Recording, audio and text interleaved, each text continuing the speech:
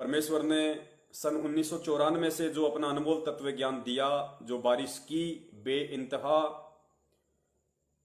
उस अनमोल ज्ञान को आज तक हम जो आधार नहीं बना पाए थे, और उस तत्व ज्ञान को आधार ना बना पाने के कारण जिस कदर हमारे ही बड़े भाई सतलोक आश्रम मैनेजमेंट हरियाणा ने काल प्रेरित होकर और संगत को जिस कदर शंकाओं के घेरे में लाके खड़ा कर दिया, जिस कदर उन्होंने भगत समाज से परमेश्वर के ज्ञान विरुद्ध कुक्रम करवाकर, जैसे आप सबको पता है कि सतगुरु रामपाल जी महाराज जी का आदेश बताकर सतलोक आश्रम मैनेजमेंट हरियाणा वालों ने काफी बार बीजेपी को वोट डलवा दिए, काफी बार कांग्रेस सरकार को वोट डलवा दिए, काफी उन्होंने सामाजिक रैलियों और धरनों में भगत समाज को शामिल करवाया।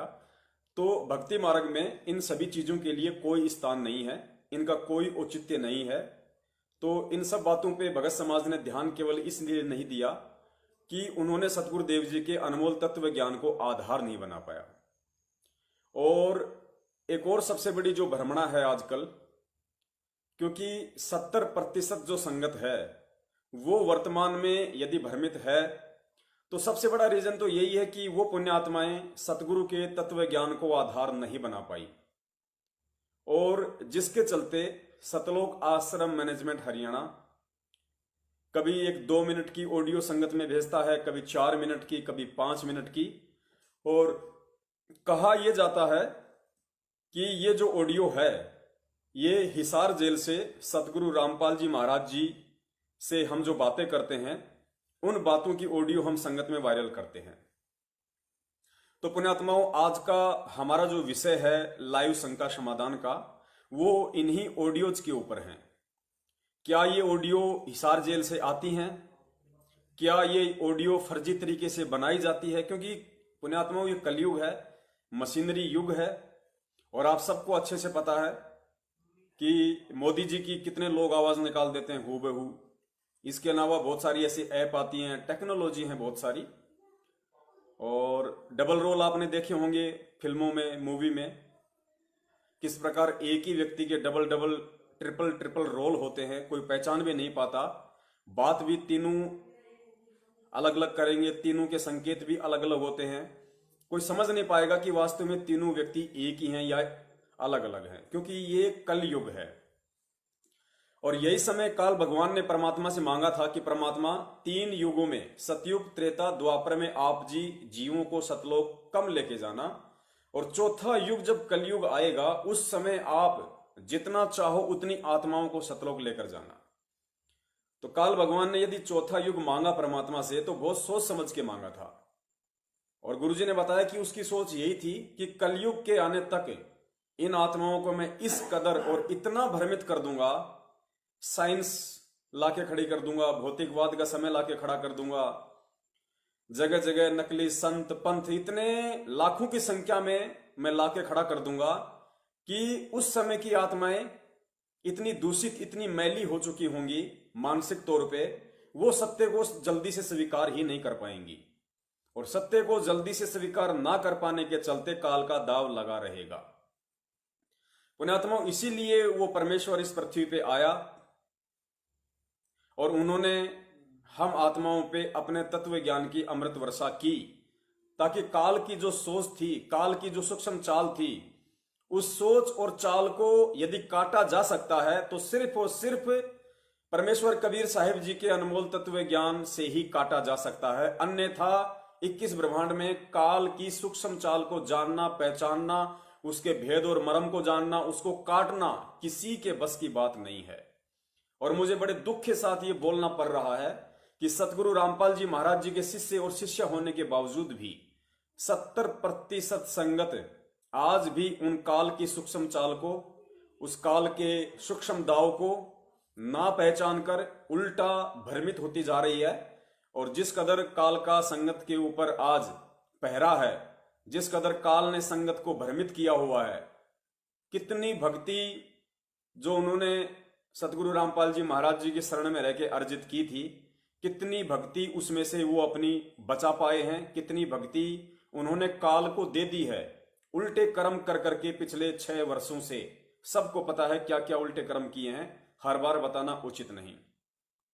तो आज का हमारा जो विषय है वो यही है कि हिसार जेल से गुरुजी की जो ऑडियो बताई जाती हैं उनमें कितनी सत्यता है और उन ऑडियो का भक्ति मार्ग से क्या संबंध है, क्या लेना देना है। यही आज का हमारा विषय है। और इस विषय को गहराई से जानने और समझने के लिए मैं सभी से हाथ जोड़ के विनती करूंगा, यदि कोई ऐसा भाई दास को लाइव देख रहा है जो दास से ईर्ष्या करता है, उसको दास से बेहद जलन है, उससे मैं निवेदन करूंगा आप जी निष्पक्ष होकर, पक्षपात रहित होकर, निष्पक्ष होकर आप जी इस वीडियो को एंड तक देखना। अगर आप जी परमेश्वर की अच्छी आत्मा हैं, यदि आप भक्ति युक्त आत्मा हैं, तो निसंशय परमेश्वर आज आप पे दया कर देंगे और दूध का दूध और पानी का पानी हो जाएगा कि वर्तमान में पिछले 2 से 3 वर्षों से सतलोक आश्रम मैनेजमेंट हरियाणा के द्वारा सतगुरु रामपाल जी महाराज जी की आवाज में या उनके नाम से जो ऑडियो संगत में भेजी जा रही हैं और उन ऑडियो के आधार से संगत को चलाया जा रहा है, भ्रमित किया जा रहा है, उनमें कितनी सत्यता है, कितनी झूठ है और उन ऑडियो का भक्ति मार्ग में कितना महत्व है, कितना महत्व नहीं है, इसी विषय पे परमेश्वर पूरा खुलासा करवाएंगे। यदि जरूरत है इस चीज को समझने की तो केवल धैर्य और निष्पक्ष होकर ये वीडियो अंत तक पूरा देखने की है। पुण्यात्माओं, भक्ति मार्ग में जहां जहां गुरु और शिष्य का संबंध होता है और जगत में भी जहां जहां गुरु शिष्य का संबंध होता है वहां वहां परीक्षा होती है। यह सर्वविदित है, किसी से भी छुपा हुआ नहीं है। हम अपने बच्चे को स्कूल में भेजते हैं, कॉलेज में भेजते हैं, साल भर बाद उसका भी एग्जाम होता है, उसकी भी परीक्षा होती है। और टीचर जो परीक्षा लेता है उसका मतलब यही होता है कि साल भर तक मैंने इस बच्चे को जो पढ़ाया है, बार बार पढ़ाया है, रिवीजन करवाया है, उस मेरे पढ़ाए हुए सिलेबस को विद्यार्थी कितना समझ पाया, क्या ये बच्चा आगे जाके भविष्य में सफल हो पाएगा या नहीं हो पाएगा, इस बात की जानकारी के लिए, इस बात की पड़ताल के लिए ही परीक्षा होती है। जो कच्चे होते हैं, जो टीचर के द्वारा पढ़ाए गए सिलेबस को ध्यान से नहीं पढ़ते हैं, वो फेल हो जाते हैं। और जो टीचर के द्वारा पढ़ाए गए उस ज्ञान को, उस सिलेबस को, उस सब्जेक्ट को गहराई से पढ़ता है, समझता है, वो विद्यार्थी परीक्षा में सफल होता है। और एक विशेष बात और होती है परीक्षा के समय। परीक्षा के समय यदि हॉल में खुद उस शिक्षक का खुद का बच्चा भी यदि बैठा है और परीक्षा दे रहा है और टीचर उसके पास खड़ा होकर देख रहा है कि बच्चा क्या लिख रहा है, और बच्चा भारत की राजधानी नई दिल्ली की जगह यदि कलकत्ता लिख रहा है, तो पुण्यात्माओं वो टीचर खुद भी अपने बच्चे को उस समय ये नहीं कहेगा कि बेटा तू गलत लिख रहा है। भारत की राजधानी नई दिल्ली नहीं, भारत की राजधानी कलकत्ता नहीं बल्कि नई दिल्ली है। वो बिल्कुल भी कोई इंटरफेयर उस परीक्षा के समय नहीं करता है, चाहे खुद का बच्चा हो या चाहे किसी अन्य का बच्चा हो। क्यों? रीजन यही है कि टीचर भी उस बच्चे को उस परीक्षा के वक्त यही लिखते हुए देखना चाहता है कि इसने साल भर तक मेरे द्वारा दिए गए ज्ञान को कितनी गहराई से समझा और परखा। पुण्यात्माओं, यही सिचुएशन आध्यात्मिक जीवन में है। आश्रम एक विद्यालय होता है और उस आश्रम का जो संचालक होता है, सतगुरु होता है, वो एक टीचर होता है और जितने भी भगतगण हैं वो सब के सब विद्यार्थी हैं। तो परीक्षा आध्यात्मिक जीवन में भी कंपलसरी है, वहां भी होती होती है, क्योंकि सांसारिक स्कूल का मकसद यदि उस बच्चे का भविष्य में एक अच्छी नौकरी लगवाने का होता है, एक अच्छी जॉब लगवाने का होता है, उसी प्रकार आध्यात्मिक स्कूल में उस गुरु का, सतगुरु का मकसद भी बच्चे को सदा सदा के लिए सुखों से भरपूर करने के लिए सतलोक भेजने का होता है।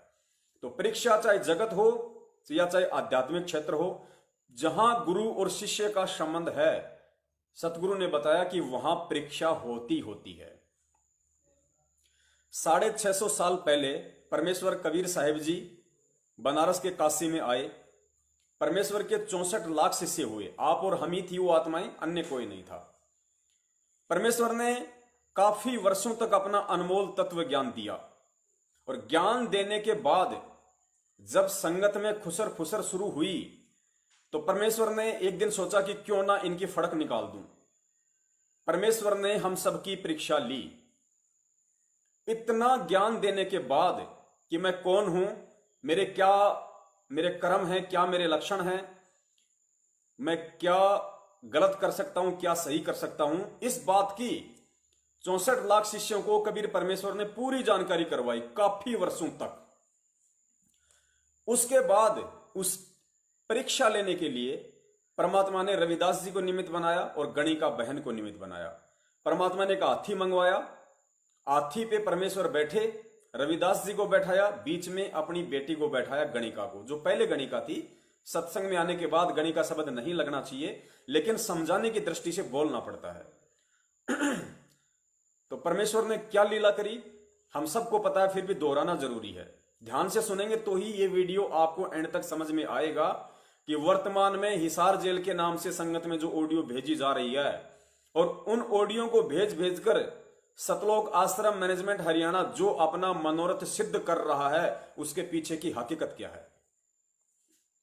तो परमेश्वर ने हाथ में गंगा जल की बोतल ली, और गंगा जल की बोतल को हाथी पे बैठकर अपने मुंह के इस प्रकार लगाया जैसे कोई शराबी व्यक्ति शराब की बोतल मुंह से लगाता है। और आगे जो उनकी बेटी बैठी थी, उस बेटी के कंधे पे परमेश्वर ने हाथ रख लिया, और रविदास जी से कहा कि रविदास जी, हाथी को काशी का जो मैन बाजार है उधर से निकाल लो। रविदास जी ने वैसा ही किया।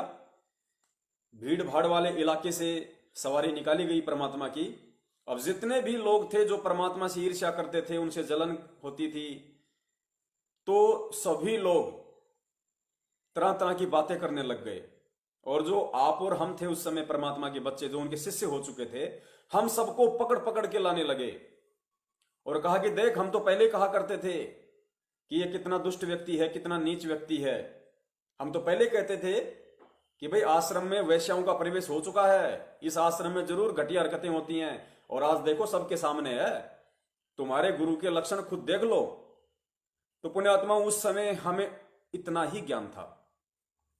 हम लोग उस समय परमात्मा को पहचान नहीं पाए थे, हम ज्ञान को आधार नहीं बना पाए थे। और दास यही निवेदन करेगा बीच बीच में कि आज हम वो गलती ना करें। ये कथाएं परमेश्वर ने इसीलिए बार बार सुनाई हैं, वरना कथा तो एक बार के सुनाने से भी याद हो सकती है, लेकिन परमेश्वर ने हर बार हमें ये कथा सुनाई, हजारों बार हमें परमेश्वर ने कथा सुनाई। क्यों? क्योंकि परमेश्वर को पता था कि वो समय फिर से आएगा। 650 साल पहले वाली लीलाएं फिर से न्यू वर्जन में नए तरीके से दोहराई जाएंगी। परीक्षा का प्रारूप भिन्न होगा, लेकिन होगी परीक्षा वही, विश्वास की, परमात्मा को समझने की, भक्ति मार्ग को परखने की, ज्ञान आधार पे चलने की। तो पकड़ पकड़ के आप और हमें उस समय के लोग लाने लगे, और हम लोग चूंकि ज्ञान को आधार नहीं बना पाए थे, सत्संगों को आधार नहीं बना पाए थे, परमेश्वर को समझ नहीं पाए थे, हम सब लोग उस समय परमेश्वर में दोष देखने लग गए। कुछ कहने लगे कि भाई मैं तो वैसे ही सत्संग में जाया करता था, कुछ कहने लगे अरे मेरे को तो फला भगत लेके गया था, मैं कहां सत्संग में जाने वाला था। कुछ ने मान लिया कि भाई वास्तव में गुरुजी तो गलत कर रहे हैं, गुरुजी को नहीं करना चाहिए था ये। उस समय गुरुजी ने बताया कि अर्जुन सरजुन नाम के दो व्यक्ति जो पहले मुसलमान थे, फिर परमेश्वर का ज्ञान समझा और वो परमेश्वर की शरण में आए। वो किसी व्यापारिक सिलसिले से बाहर गए हुए थे। जैसे ही वो आए 10-15 दिन बाद, क्योंकि बाकी तो सब फेल हो चुके थे, बस उन दो की परीक्षा बाकी थी, तो परीक्षा परमात्मा ने उनकी भी लेनी थी। तो जैसे ही वो शहर में आए, एंटर हुए, तो लोग तो ताक में बैठे हुए थे, क्योंकि वो परमात्मा के विशेष शिष्य थे, ज्ञान आधारी थे, तो लोग उनको जानते थे। तो तुरंत लोगों ने पकड़ लिया और कहा कि तुम कहां मर गए थे भाई, तेरे गुरु ने तो सारी भक्ति का सत्यानाश कर दिया। उन्होंने कहा अरे भाई क्या हुआ, ऐसा क्यों बोल रहे हो, क्या बात है। उन्होंने कहा अरे तेरा गुरु तो भाई वैश्यावृत्ति करता है और शराब पीता है, और पूरे काशी में उसको शराब के नशे में ये भी होश नहीं रहा कि मैं कहां जा रहा हूं हाथी पे बैठ के। हैं, और तुम जिसको अपनी भगत बहन कहते हो उसके कंधे पे हाथ रख के और दारू की बोतल लेके पूरा जुलूस निकाला उसने, सबको मालूम पड़ गया कि तेरा गुरु कितना सच्चा है। तो पुण्यात्माओं, यहां एक पॉइंट आपने ध्यान रखना है, सूक्ष्म चाल काल भगवान की यही होती है। हम में से काफी भगत ये सोचते हैं कि अर्जुन सरजुन उनके कहने पे गणिका माई के घर पे गए, फिर वहां उन्होंने जो क्रियाकलाप देखा, गुरुजी को वहां बैठा पाया, फिर उन्होंने गुरुजी से कहा कि गुरुजी आपने यहां नहीं बैठना चाहिए था।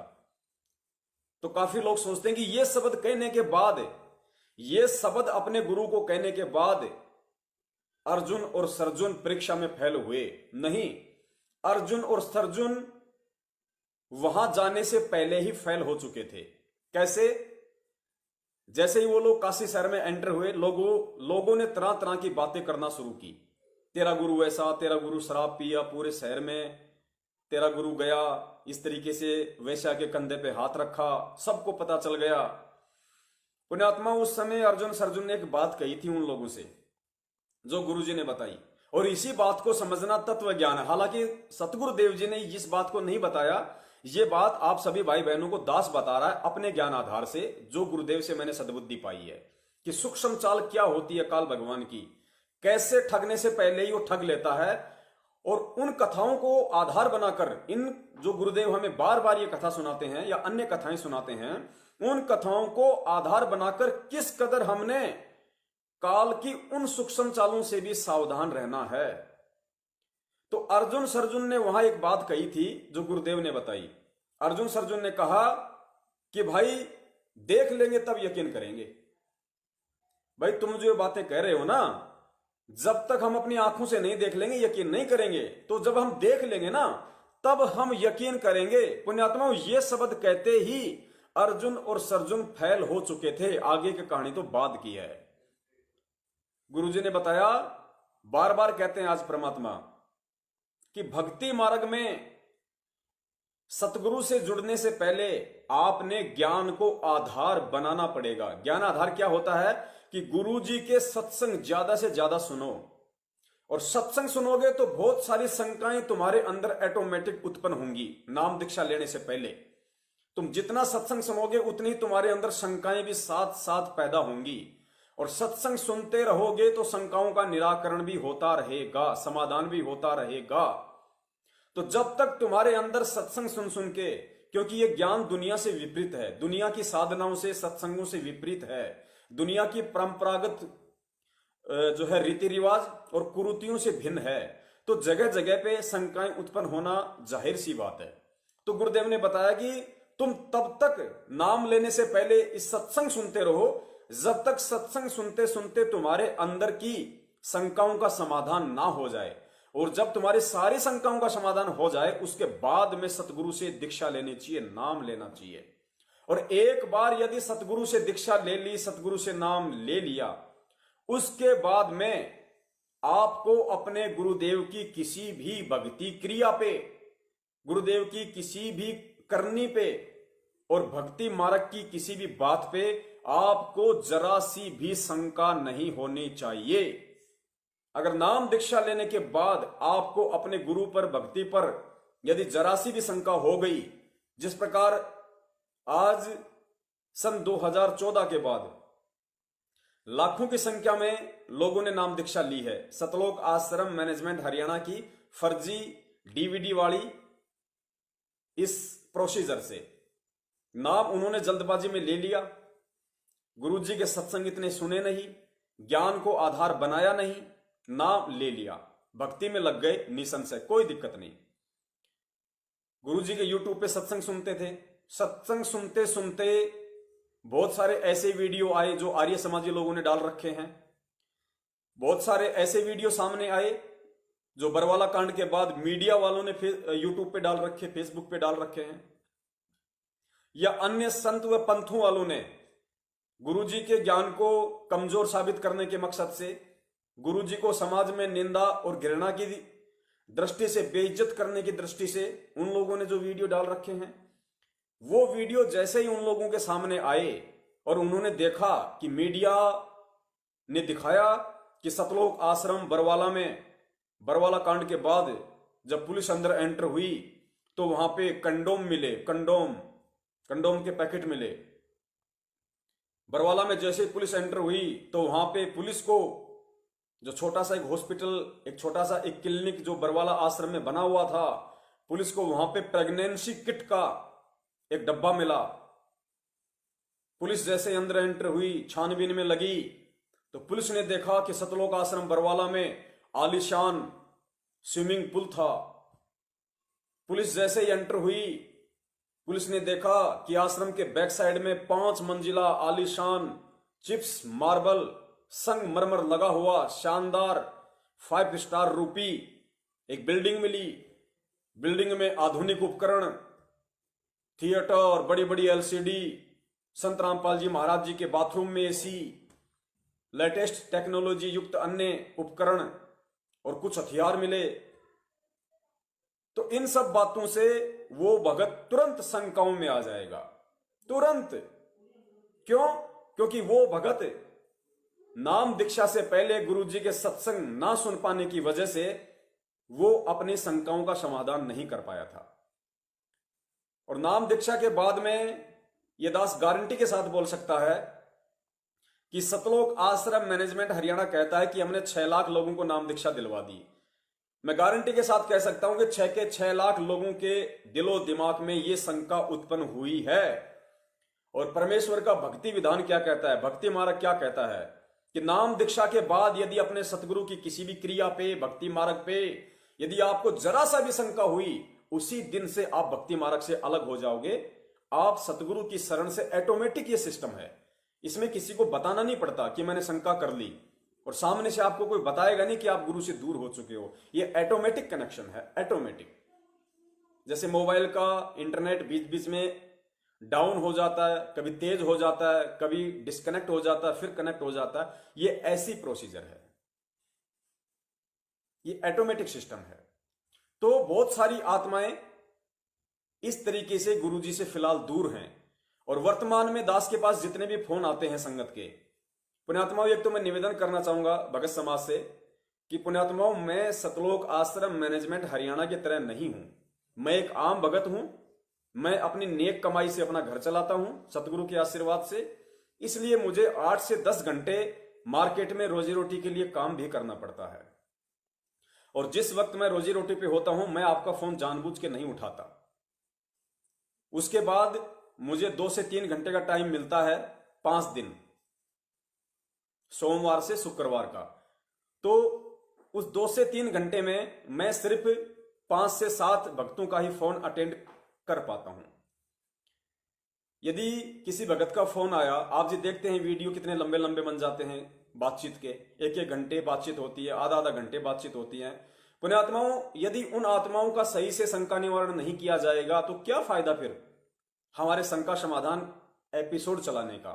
फिर तो सतलोक आश्रम मैनेजमेंट हरियाणा ही ठीक है, जो 1 से 1.5 मिनट में जो बोलना होता है बोल देता, काट के फोन साइड में हो जाता है। नहीं, यदि किसी ने शंका के लिए फोन किया है तो हमारा ये अधिकार है, हमारा ये कर्तव्य है, ये हमारा फर्ज है कि हम सतगुरु देव जी के द्वारा दिए गए ज्ञान आधार से उस भगत भाई बहन की हर संभव ज्ञान आधारित शंका का समाधान करें। वो आत्म संतुष्ट होना चाहिए कि हां, जो मेरे अंदर शंका थी वो पूरी तरह से निकल चुकी है, वरना धिक्कार है उस भगत को शंका समाधान करने को लेकर। इसलिए दास के पास इतना समय नहीं हो पाता। बहुत सारे भगत भाई सोचते होंगे कि पवन भगत जी फोन नहीं उठाते। पुण्यात्मा, 400 से 500 फोन दिन में आते हैं, दास नहीं उठा पाता। मुझे भी बड़ा दुख होता है, लेकिन क्या करूं, धंधे की जगह धंधा है, भक्ति की जगह भक्ति है। फिर भी कोशिश कर लेता हूं, 2-4 के उठा लेता हूं, लेकिन वहां उस तरीके से वो बातचीत नहीं हो पाती क्योंकि बीच में कस्टमर आ जाता है। अब 2 तरफ ध्यान डाइवर्ट हो जाता है, तो ना तो कस्टमर को ढंग से हैंडल कर पाएंगे, ना भगत को ढंग से संतुष्ट कर पाएंगे। इसलिए दास के पास इतना समय नहीं होता है। इसीलिए दास जितने भी भगत भाइयों से बातचीत हो पाती है, और मुझे लगता है कि ये बात बहुत इंपॉर्टेंट है, इस एक वीडियो से हजारों भक्तों की शंकाओं का समाधान होगा। इस आधार से दास उस वीडियो को यूट्यूब पर, फेसबुक पे डाल देता है। तो मैं निवेदन करूंगा आप जी ज्यादा से ज्यादा वीडियो देखें, ताकि वीडियो के माध्यम से ही आप जी को सारी स्थिति का पता चल सके, और दास को भी भक्ति के लिए और लाइव शंका समाधान के लिए और अपने काम धंधे के लिए समय मिल सके। तो पुण्यात्माओं, बरवाला कांड के बाद ढंग से ज्ञान को ना समझ पाने के कारण, जल्दबाजी में नाम दीक्षा लेने के चलते 99% लोगों को जिन्होंने नाम दीक्षा ली है 2014 के बाद, उनको अपने गुरुदेव के ऊपर, उनकी क्रिया के ऊपर या आश्रम और भक्ति के ऊपर शंका हुई है। तो जाहिर सी बात है वो परमेश्वर से दूर हुए हैं, क्योंकि ये विधान है भक्ति का। बाद में उन्होंने अपनी शंका का जैसे भी समाधान किया हो या परमात्मा से क्षमा याचना की हो, वो उनका और परमात्मा के बीच का मैटर है। तो पुण्यात्माओं, जब अर्जुन सर्जुन ने उन लोगों को यह कहा कि भाई देख लेंगे तब यकीन करेंगे, पुण्यात्माओं ये शब्द कहते वहीं अर्जुन सर्जुन फेल हो गए थे, क्योंकि उन्होंने ये कहा कि देख लेंगे तब यकीन करेंगे। इसका मतलब उनको विश्वास था कि गुरुजी ऐसा कर सकते हैं, इसलिए उन्होंने कहा कि देख लेंगे तो यकीन करेंगे। मतलब उनको अपने मन में कहीं ना कहीं ये खोट था, अपने गुरु पर अविश्वास था कि हो सकता है गुरुजी ऐसा भी कर सकते हैं, और जब हम ऐसा कर्म देख लेंगे तो हम मान लेंगे कि वास्तव में हमारे गुरुजी गलत हैं। तो अर्जुन और सर्जुन उसी समय परमेश्वर के मार्ग से डगमग हो चुके थे, परमेश्वर की शरण से दूर हो चुके थे। और यही काल भगवान की सूक्ष्म चाल होती है। बहुत सारे भगत भाई सोचते हैं कि जब अर्जुन सर्जुन वहां गए, एक बार तो वो सीधे निकल गए, फिर उन्होंने वापस मुड़े, फिर जो दरवाजा था उस दरवाजे के बीच में छेद था, उन्होंने छेद से देखा इस तरीके से कि यार कहीं गुरुजी बैठे तो नहीं है, जरा देख तो लो। वो शंकाएं थी सारी। तो जब उन्होंने देखा कि वास्तव में गुरुजी तो अंदर बैठे हुए हैं, और परमेश्वर ने उस समय क्या लीला की, अपनी बेटी के पैर के ऊपर पैर रखा हुआ था और वो बेटी अपने बाप के चरण सेवा कर रही थी।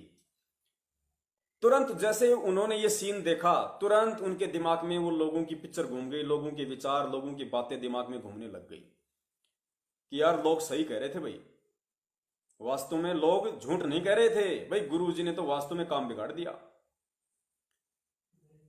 वो लोग हिम्मत करके अंदर गए और धीरे से गुरुजी के पास जाके कान में बोले कि परमात्मा तो कहां कहना था उन्होंने कहा कि गुरुजी आपने यहां नहीं बैठना था, ये तो नीच का घर है, और गुरुजी बाहर हमारी थूथू हो रही है पूरे बाजार में। तो गुरुजी ने कहा, रे नालायको, मैंने 120 साल तक तुम्हें यही ज्ञान दिया था क्या? मैंने तुम्हें 120 वर्ष तक यही ज्ञान दिया था क्या कि आगे चल के तुम मेरे गुरु बन जाओ और मुझे ये शिक्षा दो कि गुरुजी आपने कहां बैठना है और कहां नहीं बैठना है, कौन सा घर नीच का है, कौन सा घर ऊंच का है। नालायको, तुमने फिर मेरे क्या सत्संग सुने? मैंने कितनी बार कहा था कि गुरु के सन्मुख वचन ना कहिए, 100 शिष्य रहनी गहनी सुख लइए। क्यों मैंने तुम्हें रोज नित्य नियम दिया था करने के लिए? ये वाणिया में तुम्हें क्यों बोलता था कि रोज नित्य नियम किया करो? फिर तुमने समझा क्या? तुमने सीख क्या ली? मैंने कितनी बार कहा था कि गुरु की कथनी पे चलना चाहिए, यानी गुरु जो सत्संग कर रहा है, गुरु जो आदेश दे रहा है, वो होती है गुरु जी की कथनी, कि तुम्हें गुरु जी की कथनी पे चलना चाहिए, गुरु की करनी को नहीं देखना चाहिए कि गुरु क्या कार्य कर रहा है, गुरु शराब पी रहा है, गुरु क्या कर रहा है, उस चीज को नहीं देखना चाहिए। इसका उदाहरण फिर दिया गुरुदेव ने कि गुरु की कथनी पे चलना है, गुरु की करनी को नहीं देखना। शेख फरीद का उदाहरण दिया गुरुदेव ने कि शेख फरीद का जो गुरु था वो हुक्का पीता था, लेकिन शिष्यों को पीने का आदेश नहीं देता था, और शेख फरीद उसका 1 नंबर का शिष्य था, जबकि उसका गुरु हुक्का पीता था। क्योंकि शेख फरीद एक अच्छी हंस आत्मा थी, भक्ति युक्त आत्मा थी, पिछले जन्म की संस्कारी आत्मा थी, और दुर्भाग्य से उसको नकली गुरु मिल गया। लेकिन शेख फरीद का अपने गुरु के ऊपर इतना विश्वास, इतना फेथ था कि उसका गुरु हुक्का पीता था और वो गुरु के आदेश पे हुक्का भी भर के दिया करता था, लेकिन कभी भी उसके मन में ये शंका, ये सवाल इतना सा भी पैदा नहीं हुआ कि गुरुजी हुक्का क्यों पीते हैं, जबकि भक्ति में तो हुक्का पीना नहीं चाहिए। कभी उसने शंका नहीं की अपने गुरु के ऊपर। वो शिष्य होते हैं परमात्मा के, वो पार होते हैं, इतिहास में उनका नाम हुआ करता है। गुरुदेव ने एक वाणी में कहा कि अकलमंद एक गणा और बिना अकल के लाख, यानी तत्वज्ञानी शिष्य जिसको ज्ञान है वास्तव में, जो समझ पाया है, कहते हैं वो लाखों में एक ही बहुत है मेरे को, और बिना अकल के चाहे लाख हो मेरे लिए यूजलेस है, निरर्थक है, बेकार है, गंदगी है। तो अर्जुन सर्जुन ने कहा कि गुरुजी ये तो नीच का घर है, आपने यहां नहीं बैठना चाहिए। और फिर गरीबदास जी महाराज जी की वाणी के माध्यम से परमात्मा ने समझाया कि अर्जुन सर्जुन ने कहा, तो उसके बाद में गुरुदेव ने कहा कि भाई ऊंच नीच में हम रहें, ये हाड़ मास की दे, और अर्जुन सर्जुन समझियो तुम करियो शब्द सने। कि रे नालायको, मैंने तुम्हें 120 साल तक जो ज्ञान दिया वो यही तो दिया था कि रे मैं परमात्मा हूं, भगवान हूं, और भगवान का वास कण कण में है। तुम जिसे ऊंच कह रहे हो उसमें भी मेरा ही वास है, वो भी मेरी आत्मा है, उसके भी हृदय रूपी गुफा में मैं ही विराजमान हूं। और तुम जिसको अपनी नालायकी के चलते ऊंच समझते हो, यानी जो ऊंची जाति वाले हैं, उनके हृदय में भी मेरा ही वास है, उनके हृदय रूपी गुफा में भी मेरा ही वास है।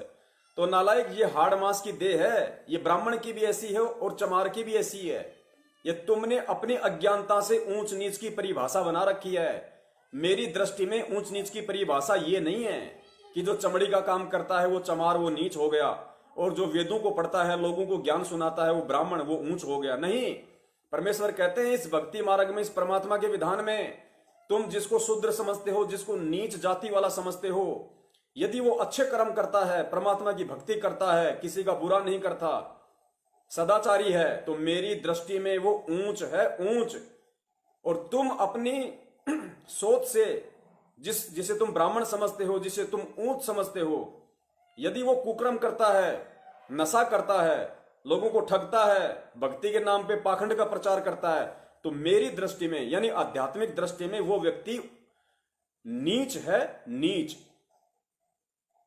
तो गुरुदेव ने कहा कि भाई ऊंच नीच में हम रहें, ये हाड़ मास की दे, और अर्जुन सर्जुन समझियो तुम करियो शब्द सने। नालायको, मैं क्या कर रहा हूं, गुरु क्या खाता है, क्या पीता है, गुरु क्या कर रहा है, गुरु क्या नहीं कर रहा है, इस बात को तुम्हें नहीं देखना चाहिए। तुम्हें देखना यह चाहिए कि गुरु अपने मुख से तुम्हारे लिए क्या वचन निकाल रहा है, गुरु तुम्हें क्या आदेश दे रहा है, गुरु तुम्हें क्या करने के लिए